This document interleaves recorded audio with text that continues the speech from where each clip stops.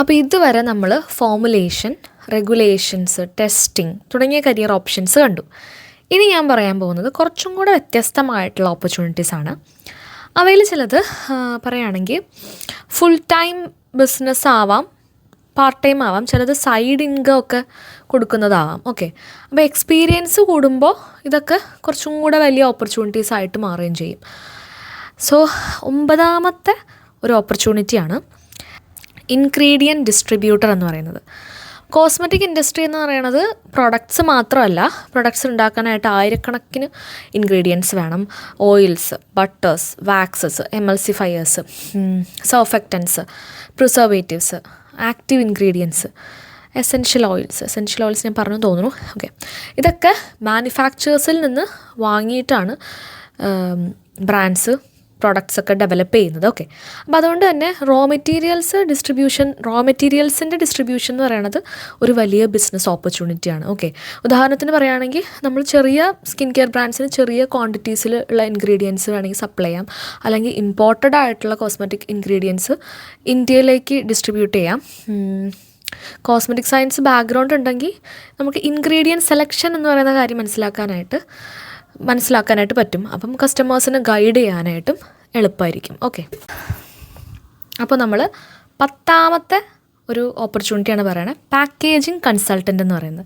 ഒരു പ്രൊഡക്റ്റ് നല്ല ഫോമുലേഷൻ ആണെന്ന് മാത്രം പറഞ്ഞാൽ പോരാ, ഞാൻ എപ്പോഴും പറയുന്നുണ്ട്, തെറ്റായ പാക്കേജിങ് നമ്മൾ ചൂസ് ചെയ്യുകയാണെങ്കിൽ അത് പ്രൊഡക്റ്റിനെ ഒരു വിധത്തിൽ സ്പോയിൽ ചെയ്യുന്ന പോലെ ആവും. ഉദാഹരണത്തിന് പറയുകയാണെങ്കിൽ ഇപ്പം വൈറ്റമിൻ സി സിറം ക്ലിയർ ബോട്ടിലൊക്കെ വെച്ച് കഴിഞ്ഞാൽ അത് ലൈറ്റ് കാരണം ഡീഗ്രേഡ് ചെയ്ത് പോവാം. ശരിക്കും അതിൻ്റെ ബോട്ടിലൊക്കെ സെലക്ട് ചെയ്യണതിനൊക്കെ ഒരു സയൻസ് ഉണ്ട്. ചില എസെൻഷ്യൽ ഓയിൽസ് പ്ലാസ്റ്റിക് ബോട്ടിലിനോട് കോമ്പാറ്റബിൾ ആവില്ല. ചില ഫോമുലേഷൻസ് എയർലെസ് ആയിട്ടുള്ള പമ്പ് വേണം നമ്മൾ യൂസ് ചെയ്യാനായിട്ട്.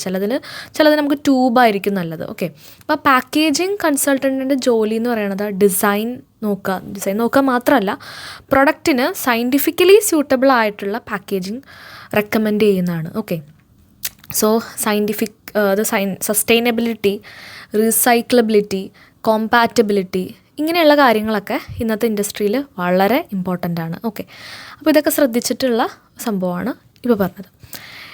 ഇനി കോസ്മെറ്റിക് സയൻസ് പഠിച്ചു കഴിഞ്ഞാൽ നമുക്ക് ഒരു 11ാമത്തെ ഒരു ഓപ്പർച്യൂണിറ്റി ആയിട്ട് എനിക്ക് പറയാൻ പറ്റുന്നത് കോസ്മെറ്റിക് എഡ്യൂക്കേറ്റർ.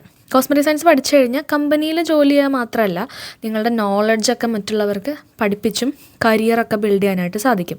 നമുക്ക് വേണമെങ്കിൽ വർക്ക്ഷോപ്സ് നടത്താം, ഓൺലൈൻ കോഴ്സസ് ഒക്കെ ക്രിയേറ്റ് ചെയ്യാൻ വേണമെങ്കിൽ. അതുപോലെ തന്നെ ഈ കോളേജസിലൊക്കെ ഗസ്റ്റ് ലെക്ചറായിട്ട് പോവാം. സ്മോൾ ബിസിനസ് ഓണേഴ്സിനെയൊക്കെ ട്രെയിൻ ചെയ്യിക്കാം. ബിഗിനേഴ്സിനൊക്കെ ഫോമുലേഷൻ്റെ ബേസിക്സ് ഒക്കെ പഠിപ്പിച്ചു കൊടുക്കാം, അതിൽ താല്പര്യമുള്ള ആൾക്കാർക്ക്.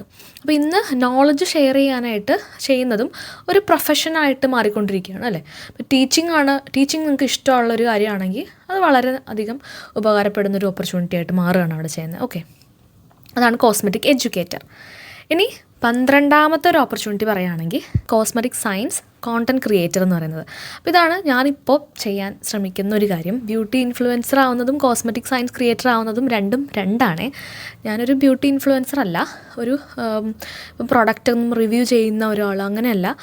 പ്രൊഡക്റ്റ് വേണമെങ്കിൽ റിവ്യൂ ചെയ്യാം, പക്ഷേ അതിൻ്റെ ഇൻഗ്രീഡിയൻ്റ് സയൻറ്റിഫിക് ബേസിസിൽ. ഓക്കെ, അപ്പം കോസ്മെറ്റിക് സയൻസ് ക്രിയേറ്റർ അതിൻ്റെ പിന്നിൽ ഒരു സയൻസ് എക്സ്പ്ലെയിൻ ചെയ്യുക, അല്ലെങ്കിൽ ഇൻഗ്രീഡിയൻസ് എന്തിനാണ് ഉപയോഗിക്കുന്നത്, ഫോമുലേഷൻ എന്താണ്, പ്രൊഡക്റ്റൊക്കെ എങ്ങനെ ചൂസ് ചെയ്യണം, ആ ഒരു മാർക്കറ്റിങ്ങിൻ്റെയും ആ ഒരു ക്ലെയിമിൻ്റെയും സയൻസിൻ്റെയും ആ ഒരു ഇടയിലുണ്ടാകുന്ന ഒരു സംഭവം, അതിൻ്റെ വ്യത്യാസം എന്തൊക്കെയാണ്, ഇങ്ങനെ ആളുകളെ എഡ്യൂക്കേറ്റ് ചെയ്യാനായിട്ട് നമ്മുടെ സയൻസ് നമുക്ക് യൂസ് ചെയ്യാം. യൂട്യൂബ്, ഇൻസ്റ്റഗ്രാം, ലിങ്ക്ഡിൻ, അതുപോലെ ബ്ലോഗ്സ്, ഇതെല്ലാം തന്നെ പ്ലാറ്റ്ഫോംസാണ്. ഓക്കെ, ട്രസ്റ്റ് ബിൽഡ് ചെയ്താൽ പിന്നെ വർക്ക്ഷോപ്സ്, കൺസൾട്ടൻസി, കൊളാബറേഷൻസ് ഇതൊക്കെ നമുക്ക് കിട്ടും. ഓക്കെ, അപ്പം ഇതാണ് ഞാൻ എൻ്റെ ചാനലിലൂടെ ചെയ്യാനായിട്ട് ശ്രമിച്ചുകൊണ്ടിരിക്കുന്നത്. എത്രമാത്രം സക്സസ്ഫുൾ ആവുമെന്ന് അറിയില്ല, പക്ഷേ ട്രൈ ചെയ്യുന്നുണ്ട്. അപ്പം ഇതുവരെ നമ്മൾ കോസ്മെറ്റിക് സയൻസ് ഉപയോഗിച്ച് ചെയ്യാൻ സാധിക്കുന്ന കുറേ ഓപ്പർച്യൂണിറ്റീസിനെ കുറിച്ചാണ് പറഞ്ഞുകൊണ്ടിരുന്നത്. ഇനി അവസാനമായിട്ട് കുറച്ച് ഓപ്പർച്യൂണിറ്റീസും കൂടെ പറയാനുണ്ട്. അതിനുശേഷം കോസ്മെറ്റിക് സയൻസ് തിരഞ്ഞെടുക്കാനായിട്ട് ആഗ്രഹിക്കുന്നവർക്ക് തീർച്ചയായിട്ടും അറിഞ്ഞിരിക്കേണ്ട ചില അറിവുകളും കാര്യങ്ങളും കൂടെ പറയാം. ഓക്കെ, അപ്പോൾ അതിൻ്റെ ഭാഗമായിട്ടുള്ള 13ാമത്തെ ഒരു ഓപ്പർച്യൂണിറ്റിയാണ് പ്രോഡക്റ്റ് ഫോട്ടോഗ്രാഫി അല്ലെങ്കിൽ ബ്രാൻഡ് കൺസൾട്ടൻസി. ഇപ്പോൾ ഒരു കോസ്മെറ്റിക് ബ്രാൻഡ് വിജയിക്കണമെങ്കിൽ നല്ലൊരു പ്രൊഡക്റ്റ് മാത്രം ഉണ്ടായതുകൊണ്ട് കാര്യമുണ്ടോ? ഇല്ല. കസ്റ്റമർ ചിലപ്പോൾ ആദ്യം കാണുന്നത് ആ പ്രൊഡക്റ്റ് ആയിരിക്കില്ല, അതിൻ്റെ ആ ഒരു പ്രസൻറ്റേഷൻ ആയിരിക്കും അല്ലേ. അപ്പോൾ പ്രൊഡക്റ്റ് ഫോട്ടോഗ്രാഫി, ബ്രാൻഡിങ്, അതിൻ്റെ ലോഗോ, സോഷ്യൽ മീഡിയ കോണ്ടൻറ്റ് അല്ലെങ്കിൽ അതിൻ്റെ മാർക്കറ്റിംഗ് സ്ട്രാറ്റജി, ഇതൊക്കെ സത്യം പറഞ്ഞാൽ ഒരു ബ്രാൻഡിൻ്റെ സക്സസ്സിൽ വലിയൊരു പങ്ക് വഹിക്കുന്നുണ്ട്. Okay, so cosmetic science background ഉള്ള ഒരാളാണെങ്കിൽ ആ പ്രൊഡക്റ്റിൻ്റെ ടെക്നിക്കൽ സൈഡ് അറിയാവുന്നതുകൊണ്ട് ബ്രാൻഡ്സിൻ്റെ സയൻറ്റിഫിക്കലി ഒരു കറക്റ്റായിട്ടുള്ളൊരു കോണ്ടൻറ്റ് ഉണ്ടാക്കാനായിട്ട് സഹായിക്കും. ഉദാഹരണത്തിന് പറയുകയാണെങ്കിൽ ഒരു ഇൻഗ്രീഡിയൻ്റ് എക്സ്പ്ലെയിൻ ചെയ്യുക എന്നുള്ളത്, അല്ലെങ്കിൽ പ്രൊഡക്റ്റിൻ്റെ ക്ലെയിം ശരിയാണോ എന്ന് നോക്കുക, ലോഞ്ചിൻ്റെ സ്ട്രാറ്റജി ടെക്നിക്കലി സപ്പോർട്ടഡ് ആണോ എന്നുള്ളത് ചെക്ക് ചെയ്യുക. ഇതും ഒരു കൺസൾട്ടൻസി സപ്പോർട്ടാണ്. ഓക്കെ, ഇനി നമ്മൾ പറയാൻ പോകുന്ന 14ാമത്തെ white label export and international business. അപ്പോൾ ഈ കോസ്മെറ്റിക് പ്രോഡക്ട്സ് ഇന്ത്യയിൽ മാത്രം വിജയിക്കണമെന്നില്ല അല്ലേ, ഇൻ്റർനാഷണൽ മാർക്കറ്റിലേക്കും നമുക്ക് എത്തിക്കാം.